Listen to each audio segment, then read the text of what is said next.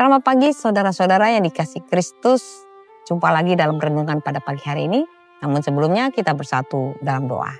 Damai sejahtera Allah yang melampaui segala akal, itulah yang akan mengarah hati dan pikiran saudara-saudara dalam Yesus Kristus Tuhan kita. Amin. Firman Tuhan pada pagi hari ini tertulis dalam Ulangan 31 ayat 6. Kuatkan dan teguhkanlah imanmu. Janganlah takut dan jangan gemetar karena mereka, sebab Tuhan Allahmu, Dialah yang berjalan menyertai engkau. Ia tidak akan membiarkan engkau dan tidak akan meninggalkan engkau. Demikian firman Tuhan. Saudara-saudara, kuatkan dan teguhkanlah hatimu.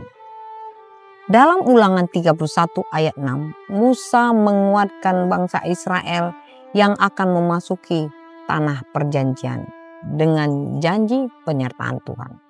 Ayat ini menjadi gambaran indah tentang sikap Allah yang menyambut setiap anaknya yang kembali dengan jaminan penyertaan yang tak berkesudahan mengubah ketakutan menjadi sukacita.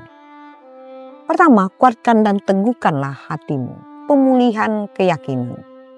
Kuatkanlah dan teguhkanlah hatimu. Ini adalah proses kembali kepada Allah. Sering dibayangi keraguan. Apakah aku diterima? Apakah dosaku diampuni? Bisakah aku benar-benar berubah? Itu adalah segelintir pertanyaan yang sering menggelut di hati kita. Allah justru memulai dengan penguatan, bukan tuntutan kesempurnaan saudara-saudara. Seperti bangsa Israel yang diperintah untuk kuat hatinya sebelum bertempur, sebelum memasuki tanah Kanaan. Kita pun diberi kekuatan untuk menghadapi peperangan melawan dosa. Bandingkan Lukas 15 ayat 22. Bapa segera memulihkan status anak yang hilang. Yang kedua, janganlah takut. Penghiburan bagi yang ragu untuk kembali. Janganlah takut dan jangan gemetar karena mereka. Sumber ketakutan anak yang hilang adalah takut dihakimi, takut tidak diterima, takut gagal lagi.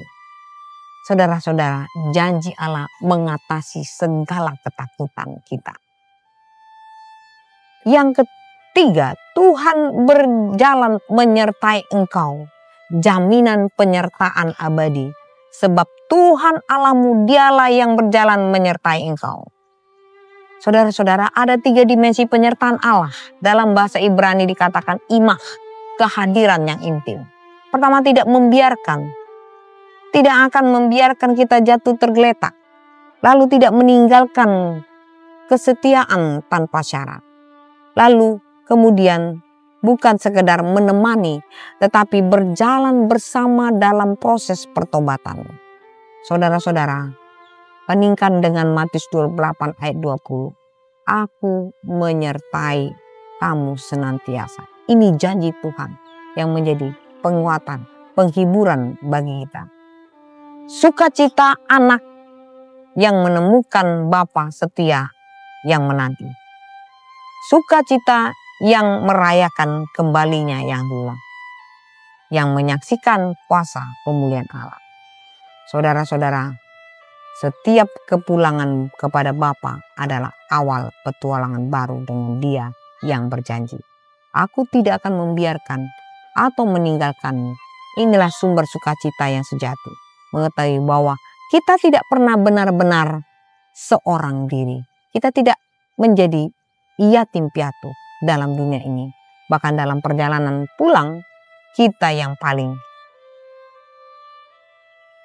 diperhatikan Tuhan dan Tuhan membimbing kita.